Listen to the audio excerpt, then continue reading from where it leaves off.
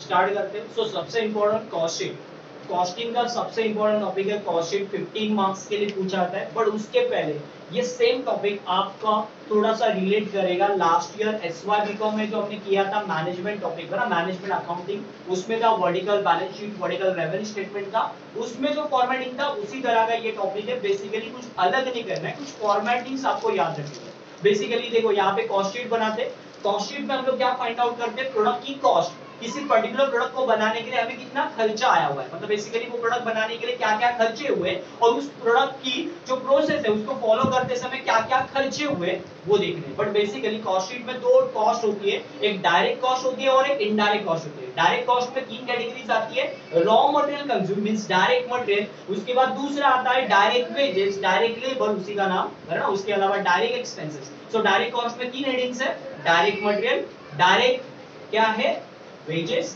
उसके बाद direct expenses. अब उसके बाद आता है इनडायरेक्ट कॉस्ट। इनडायरेक्ट कॉस्ट में कितनी आती है कैटेगरी, तीन कैटेगरी, पहले है फैक्ट्री ओवरहेड्स एंड उसके बाद है ऑफिस एडमिनिस्ट्रेटिव ओवरहेड एंड तीसरा कैटेगरी है सेलिंग एंड डिस्ट्रीब्यूशन ओवरहेड। ये तीन कैटेगरी किसमें आती है, इनडायरेक्ट कॉस्ट में आती है।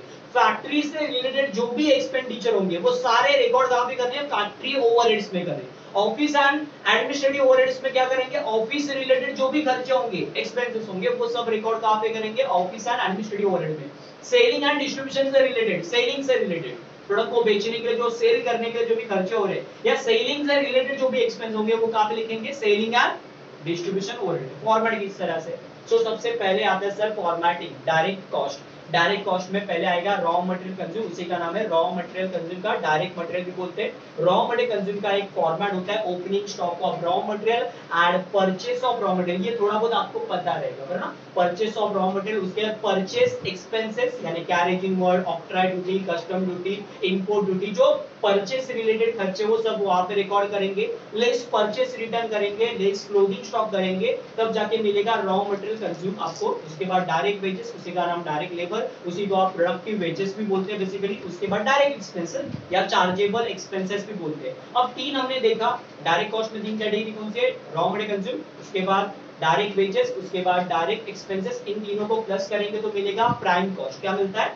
Prime cost. प्राइम कॉस्ट के बाद सबसे इंपॉर्टेंट आता है इनडायरेक्ट कॉस्ट। इनडायरेक्ट कॉस्ट में पहली हेडिंग आती है फैक्ट्री ओवरहेड। अब ये फैक्ट्री ओवरहेड और प्राइम कॉस्ट को आप जोड़ोगे तो मिलेगा ग्रॉस फैक्ट्री कॉस्ट। क्या मिलेगा, ग्रॉस फैक्ट्री कॉस्ट। उसके बाद आप डिडक्शन करोगे, दो चीजों को ऐड करोगे या लेस करोगे, opening stock of WIP less closing stock of WIP, तो मिलेगा फैक्ट्री या वर्क कॉस्ट मिलेगा। उसके बाद आता है office and administrative overhead, office से रिलेटेड जो भी खर्चे वो ऐड करोगे, सो फैक्ट्री कॉस्ट या वर्क कॉस्ट और ऑफिस को जोड़ोगे तो मिलेगा कॉस्ट ऑफ प्रोडक्शन। और कॉस्ट ऑफ प्रोडक्शन में opening stock of finished goods add करोगे, less closing stock of finished goods क्या करोगे, डिडक्ट करोगे, माइनस करोगे तो मिलेगा सीओजीएस यानी कॉस्ट ऑफ गुड्स सोल्ड। उसके बाद आप लिखोगे selling and distribution overhead, cost of goods sold और सेलिंग एंड डिस्ट्रीब्यूशन ओवरहेड को जोड़ोगे तो मिलेगा कॉस्ट ऑफ सेल या टोटल कॉस्ट, उसमें प्रॉफिट ऐड करोगे तो मिलेगा आपको सेल। ये इस तरह का फॉर्मेट है बेसिकली, हम लोग देखेंगे फॉर्मेट। ओके, मैंने सिर्फ जस्ट ओवरव्यू करवाया। क्वेश्चन किस तरह से, क्वेश्चन इस तरह से किया जाएगा, क्वेश्चन को रीड कर लेना है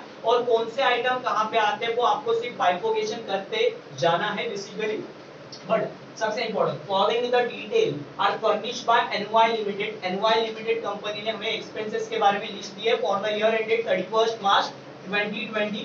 ओके, पहले दिया है सेल्समैन सैलरी। अब सर ये सेल्समैन सैलरी कहां पे आएगा, सेल्स रिलेटेड जो भी एक्टिविटी है वो सेल्स रिलेटेड जो भी एक्टिविटी है वो कहां पे आएगी, सेलिंग एंड डिस्ट्रीब्यूशन। हम लोग यहाँ पे लिख देते हैं चीजें, तो सेलिंग एंड डिस्ट्रीब्यूशन कहां पे रिकॉर्ड करेंगे, इसको सेलिंग एंड डिस्ट्रीब्यूशन में रिकॉर्ड करेंगे। तो लिखते जाके मार्किंग भी कर देते, सेलिंग एंड डिस्ट्रीब्यूशन में जाएगा। Opening stock of finished goods, sir opening stock of finished goods किसमें दिया हुआ है, यूनिट में दिया हुआ है, उसका भी एक रीजन है वो मैं बता दो क्या क्यों दिया हुआ है ऐसा। उसके बाद आता है director fees. Sir director fees किससे रिलेटेड है, office and administrative, office and administrative से रिलेटेड है तो मैंने लिख दिया है। Indirect wages, sir indirect wages कहां पे जाएंगे, फैक्ट्री ओवरहेड, कहां पे आएगा, फैक्ट्री ओवरहेड, बराबर लिख दिया मैंने। रिपेयर ऑफ ऑफिस फर्नीचर, क्या बोला उसने, ऑफिस का फर्नीचर है तो ऑफिस का खर्चा कहां पे आएगा, ऑफिस में, ऑफिस एंड एडमिनिस्ट्रेटिव। उसके बाद है work manager salary. So work manager कहां पे काम करेगा, फैक्ट्री में काम करेगा, सो कहां पे मिलेगा, फैक्ट्री ओवरहेड। देखो एक एक करके हम लोग सॉर्ट आउट कर लें। उसके बाद शोरूम एक्सपेंस, सर शोरूम किसके लिए होता है, सेल से रिलेटेड है ना भाई, शोरूम किसके लिए होता है, सेल बढ़ाने के लिए, बेसिकली दिखाने के लिए, प्रोडक्ट को शो करने के लिए, तो ये सेलिंग एंड डिस्ट्रीब्यूशन में जाएगा। डेप्रिसिएशन ऑन कंप्यूटर, अब बेसिकली जो एसेट जहां पे यूज हो रहा है ना उसका डेप्रिसिएशन वहां पे दिखाना है। जैसे कंप्यूटर कहां पे यूज हो रहा है, ऑफिस में। फर्नीचर कहां पे यूज हो रहा है, ऑफिस में। सो उसके डेप्रिसिएशन कहां पे दिखाएंगे, ऑफिस में। तो ये कहां पे जाएगा, ऑफिस एंड एडमिनिस्ट्रेटिव। हम लोग वर्किंग भी कर रहे हैं। Then indirect material, sir direct material नहीं है, इनडायरेक्ट मटेरियल। और मटेरियल कहां पे यूज होगा, फैक्ट्री में। सो फैक्ट्री ओवरहेड्स। उसके बाद depreciation on plant and machinery, ये भी कहां पे जाएगा, फैक्ट्री ओवरहेड। क्योंकि मशीनरी कहां पे यूज कर रहे हैं हम लोग, फैक्ट्री में यूज कर रहे हैं। तो उसका डेप्रिसिएशन भी आपको कहां पे लिखना है, फैक्ट्री में। उसके बाद एडवर्टाइजमेंट, सर एडवर्टाइजमेंट कहां पे का, सेलिंग एंड डिस्ट्रीब्यूशन। उसके बाद क्या है, ऑफिस सैलरी। क्लियर है भाई, सोचने की जरूरत ही नहीं है। सो कहां पे आएगा, office and administrative. Direct wages, ये तो हमारा वो डायरेक्ट कॉस्ट में। डायरेक्ट कॉस्ट में कहां पे लिखेंगे, यहां पे लिखता हूं डीसी। डीसी मतलब direct cost. Okay, direct expense में कहां पे आएगा, डायरेक्ट कॉस्ट में जाएगा, हेडिंग में। Closing stock of finish goods, देख लो सर, ये जो opening stock of finish good है वो क्या करेंगे, प्लस किसमें प्लस करेंगे, कॉस्ट ऑफ प्रोडक्शन में प्लस करेंगे। फॉर्मेट के हिसाब से, फॉर्मेट के हिसाब से कॉस्ट ऑफ प्रोडक्शन में opening stock of finish good add करते हैं और closing stock of finish good क्या करते हैं हम लोग, लेस करते हैं। तो सीओपी लिखा है, कॉस्ट ऑफ प्रोडक्शन में से डिडक्ट करेंगे। हैवलेज, ये भी किससे रिलेटेड है सर, फैक्ट्री से रिलेटेड है, मटेरियल से रिलेटेड है। सो ये कहां मिलेगा, फैक्ट्री ओवरहेड। उसके बाद है एम्प्लॉयर्स कंट्रीब्यूशन टू ईसीआईसी, है ना, एम्प्लॉयर कंट्रीब्यूशन कर रहा है ईसीआईसी फंड में, है ना। सो ये भी कहां पे रिलेटेड है, फैक्ट्री ओवरहेड। फैक्ट्री से रिलेटेड है, वर्कर के लिए कर रहा है कंट्रोल, वर्कर के लिए कुछ भी एम्प्लॉयर कंट्रोल कर रहा है वो कहां पे जाएगा, फैक्ट्री ओवरहेड। ये सब कुछ हमने मार्क कर दिया। अब इंफॉर्मेशन में दिया है closing stock of finish good, क्या बोला उसने, closing stock of finish goods to be valued. देखो सर, इधर एक क्लोजिंग स्टॉक दिख रहा है, उसके बारे में क्या दिया है, क्वेश्चन मार्क दिया हुआ है। दिया है क्या अमाउंट, इधर ओपनिंग स्टॉक का अमाउंट दिया है, बट क्लोजिंग स्टॉक का अमाउंट दिया है क्या, नहीं दिया है। बट उसने इंफॉर्मेशन में बताया closing stock of finish good to be valued. किसके ऊपर वैल्यू निकालो, उसकी at a cost of production, किसके ऊपर, कॉस्ट ऑफ प्रोडक्शन की वैल्यू के ऊपर निकालना। तो भाई दिक्कत नहीं है, मैं निकाल के दिखा दो कैसे करना, बहुत इजी है। उसके लिए कोई जुगाड़ करने की जरूरत नहीं, थोड़ा कैलसी रख लेना हाथ में, है ना। उसके बाद प्रॉफिट डिजायर, जो कंपनी का प्रॉफिट रहेगा वो कितना है, 20% ऑन सेल। सेल के ऊपर कितना परसेंट है, 20%। ज्यादा दिक्कत नहीं, बहुत easy. Okay, number of unit sold मतलब क्या, क्वांटिटी सोल्ड। ये क्या सर, क्वांटिटी सोल्ड दिया हुआ है और क्वांटिटी सोल्ड कितना दिया हुआ है, 25,000 यूनिट। कितने यूनिट है, 25,000 यूनिट। देखो यहाँ पे sir format, cost sheet for the year ending 31 March 2020। आपको चाहिए quantity manufacture, quantity sold. Sir मेरे क्वेश्चन में क्या दिया है, क्वांटिटी सोल्ड। सर मिसिंग है ना, अरे हमें कुछ मिसिंग दिया हुआ है। क्या मिसिंग दिया है सर, इधर देखो, वर्किंग नोट दिखाता हूँ। क्या सर मिसिंग दिया है, मिसिंग क्वांटिटी। क्या ढूंढेंगे, missing quantity. Sir missing quantity कौन सी है, क्वांटिटी मैन्युफैक्चर। मेरे पास क्या है, क्वांटिटी सोल्ड, बराबर। सर क्वांटिटी मैन्युफैक्चर कहीं दिख रहा है क्या, पूरे क्वेश्चन में दिख रहा है क्या, नहीं दिख रहा है ना। सो नहीं दिख रहा है तो उसका एक फॉर्मेट है, उसको फाइंड आउट करने का फॉर्मेट। किस तरह से फॉर्मेट है वो, सर पहले आता है opening stock of finish good. क्या आता है, opening stock of finish good. हम लोग क्या लिखेंगे, units. So opening stock of finish goods का यूनिट कितना है, देख भाई 2000। कितना है, दिख रहा है 2000, हाँ 2000। उसमें प्लस करते हैं हम लोग क्वांटिटी मैन्युफैक्चर। क्या प्लस करते हैं, क्वांटिटी मैन्युफैक्चर प्लस करते हैं। क्या प्लस करेंगे, क्वांटिटी मैन्युफैक्चर प्लस करेंगे। बट हमारे पास है ही नहीं सर, तो कैसे प्लस करेंगे, कोई टेंशन नहीं, कोई टेंशन नहीं, एकदम इजी। ओके, बताते हैं कैसे। उसके बाद उसको प्लस करने के बाद मिलता है हमें जो अमाउंट, है ना, उसमें से क्या डिडक्ट करेंगे, closing stock of finish good. क्या लेस करेंगे, closing stock of finish good. Sir हमारे पास closing stock of finish good का यूनिट है क्या, हाँ सर है ना, 3000 यूनिट्स। कितना है, 3000 यूनिट। कितना है, 3000 यूनिट। उसके बाद जो अमाउंट मिलेगी वो किसकी होगी, क्वांटिटी सोल्ड की। और क्वेश्चन में क्वांटिटी सोल्ड दिया हुआ है सर, कितना, 25,000। कितना है, 25,000 यूनिट, बराबर क्या बॉस, दिया हुआ है। अब क्या करने का सही तरीका, बहुत इजी। अब क्या करना है, हम लोग को क्वांटिटी मैन्युफैक्चर ढूंढना है, तो उसके लिए कुछ जुगाड़ करना है। क्या भाई, कुछ जुगाड़ नहीं करने का, एकदम सिंपल तरीके से कर देगा। 25,000 तेरा क्वांटिटी सोल्ड है, उसमें तूने क्या किया, यहाँ पे closing stock of finish good. अब सिंपल तरीका ये कि रिवर्स ऑर्डर में जाने का। क्या करने का, रिवर्स ऑर्डर। रिवर्स ऑर्डर में जाते समय क्या करते हैं, प्लस को माइनस, माइनस को प्लस। क्या बोल रहा सुन लो, प्लस को माइनस, माइनस को प्लस करेंगे। क्या करेंगे, प्लस को माइनस, माइनस को क्या करेंगे, प्लस। सो 25 माइनस 3000 नहीं करना है, क्या करना है, प्लस। कितना होगा, 28,000, बराबर क्या बॉस। और ये 2000 उसमें से डिडक्ट करेंगे कि प्लस करेंगे, सब प्लस करेंगे तो कितना आएगा, कितना होगा, मिल गया। क्वांटिटी मैन्युफैक्चर कैसे मिला, देखो यार 25,000 प्लस 3000 कितना होता है, 28,000। और ये 2000 मैंने क्या कर दिया, प्लस कर दिया, तो कितना हुआ, 30,000। क्या हुआ, मिल गया ना 30,000। मेरा क्वांटिटी कितना है, अरे क्वांटिटी मैन्युफैक्चर कितना है 30,000 ना, तो मिल गया क्वांटिटी मैन्युफैक्चर कितना है हमारा 30,000। कितना है 30,000, समझ में आ रहा है क्या? अरे सिंपल, क्वांटिटी सोल्ड कितना 25 प्लस 3 कितना होगा, जो माइनस है उसको प्लस कर, कितना होता है 28 में ये 2000 ओपनिंग स्टॉक का क्या कर, ऐड कर, तो देखो मिसिंग मिलेगा। 30 में से 22 गया तो कितना बचता है 28, बराबर ना। अब देख 28 में से 3 गया बचा कितना 25, बराबर ना। आ रहा है, देख चेक कर वापस से, ऐसा नहीं कि गलत हवाबाजी कर रहे हैं हम लोग। सो देख लेने का, चेक कर लेने का, क्या किया 25 प्लस 3 28, 28 में ये 2000 ऐड करेंगे तो कितना होगा ये 30,000, मतलब जो माइनस करना उसको प्लस करेंगे।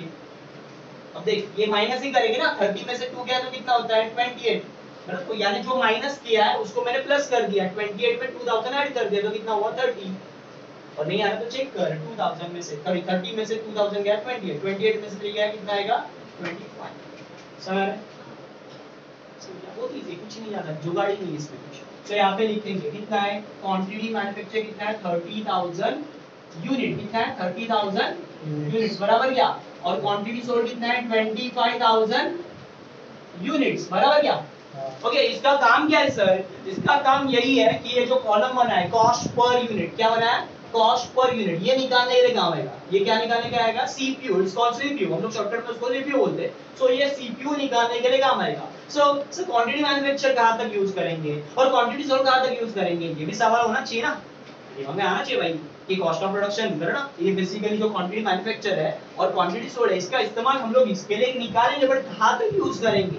तो याद रखना क्वांटिटी मैन्युफैक्चर का यूज हम लोग कहां तक यूज करेंगे, कॉस्ट ऑफ प्रोडक्शन तक। कहां तक, कॉस्ट ऑफ प्रोडक्शन तक हम लोग किससे यूज करेंगे, क्वांटिटी मैन्युफैक्चर से यूज करेंगे क्वांटिटी मैन्युफैक्चर को, ओके यूनिट्स को। उसके बाद उसके onward COGS, cost of good sold से हम किसका इस्तेमाल करेंगे, क्वांटिटी सोल्ड से, एंड तक लास्ट। ओके देखते हैं, प्रैक्टिकली देखेंगे तो पता चल जाएगा, कुछ डिफिकल्ट नहीं है। ओके फॉर्मेट पता होना चाहिए, इसके लिए सबसे इंपॉर्टेंट क्या है, कॉस्टिंग में आपको फॉर्मेट लर्न होना चाहिए। फॉर्मेट एकदम सॉलिड है, फॉर्मेट में कुछ ज्यादा जुगाड़ नहीं है। पहले क्या है सर, सबसे इंपॉर्टेंट पहले हेडिंग क्या हमारी, डायरेक्ट कॉस्ट। पहले क्या आएगा बॉस, डायरेक्ट कॉस्ट ना। ओके डायरेक्ट कॉस्ट में कितने आते हैं, 3 कॉस्ट आते हैं, कौन से direct material, direct wages, direct expense, 3 ढूंढो कहां पे दिख रहा है, क्या बॉस दिख रहा है, हां दिख रहा है, हां डायरेक्ट मटेरियल है क्या, कितना दिख रहा है डायरेक्ट मटेरियल, क्वेश्चन में दिख रहा है डायरेक्ट मटेरियल, मैंने मिस कर दिया क्वेश्चन, शायद से मैंने मिस कर दिया। ओके यहाँ पे था डायरेक्ट मटेरियल, वो रह गया शायद से लिखते समय मिस आउट हो गया। डायरेक्ट मटेरियल की अमाउंट कितनी है 10,01,000, ये शायद से ये है 10,01,000, 10,01,000 उसकी वैल्यू है। उसके ऊपर डायरेक्ट वेजेस की वैल्यू कितनी है, हाँ ये 7,91,700, ओके और 4,96,000 किसकी है, क्लोजिंग स्टॉक की शायद है। डायरेक्ट एक्सपेंस की 4,96,000, ऊपर नीचे हो गया थोड़ा सा। डायरेक्ट मटेरियल का 18,80,000, ओके बराबर ही है, थोड़ा तो गया, सिर्फ यहाँ पे हम लोग चेंज कर लेंगे। ये इसका है, डायरेक्ट एक्सपेंस का वैल्यू नहीं लिखा है, 4,96,400, बस इतना ही है, बाकी कुछ नहीं कर लेंगे। ओके सो डायरेक्ट मटेरियल का वैल्यू नहीं लिखा था। डायरेक्ट मटेरियल का वैल्यू कितना है 18,82,400, यहाँ पे मैंने मार्किंग कर दिया तो कंफ्यूजन नहीं होगा, ठीक है इसका एक ही मिसिंग हो गया। वो डायरेक्ट मटेरियल का वैल्यू कितना है 18,80,000। तो डायरेक्ट कॉस्ट में पहले क्या आता है बॉस, डायरेक्ट कॉस्ट में पहले आएगा direct material, okay direct material को हम लोग रॉ मटेरियल कंज्यूम बोलते हैं। सो डायरेक्ट मटेरियल कितना है हमारा 18,82,000, कितना है 18,82,400, कितना है 18,82,400, बराबर। अब क्या करने का, देखो हम लोग साथ में ना सीपीयू भी निकालेंगे, सीपीयू पे डायरेक्टली निकालते जाएंगे। क्या करने का, total cost divided by quantity manufacture, कितना है 30,000। सो 18,82,400 डिवाइडेड बाय किससे करोगे 30,000, तो क्या मिलेगा सीपीयू। बताओ भाई कितना है, करो साथ में करो बॉस, अपना अपना हथियार निकालो और करो फटाफट। 18,82,400 डिवाइडेड बाय 30,000, 62.74, कितना 60,000, 62.74, 62.74 बराबर क्या, सर बोलला काय करून टाका ओके 2 डिजिट तक लेना, 2 डिजिट तक ले लेना बराबर ना, उसके आगे मत लेना, पॉइंट के आगे 2 डिजिट ले लेना। ओके 62.74 बराबर। उसके बाद क्या है सर, डायरेक्ट वेजेस क्या आएगा, डायरेक्ट वेजेस। तो डायरेक्ट वेजेस कितना है बॉस, तो देख लो डायरेक्ट वेजेस है हमारा 10,01,000, कितना है 10,01,000 बराबर क्या बॉस। तो 10,01,000 हमारा डायरेक्ट वेजेस है, उसको भी डिवाइड किससे करेंगे बॉस, 30,000 से। 10,01,000 को डिवाइडेड बाय 30,000 करो, कितना है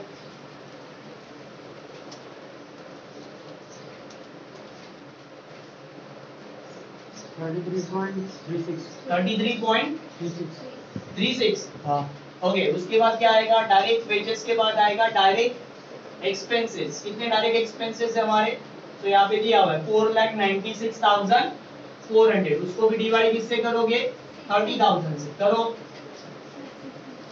क्या हुआ 600, 600 नहीं आएगा बस, वो क्या तेरा मोबाइल का इशू है तभी। नहीं नहीं रुको बराबर देख ले भाई, 16.5 इसका 16.5 डायरेक्ट एक्सपेंस का कितना है वो 16.54 16 हाँ 16.54 बराबर है। हाँ ओके ओके आगे बढ़ते हैं। सो ये बराबर है भाई, यहाँ तक सीपीयू बराबर है तेरे तरह।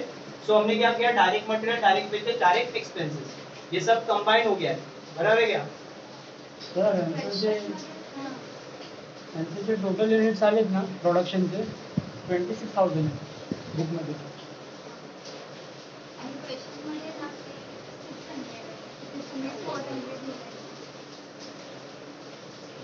गड़बड़ है,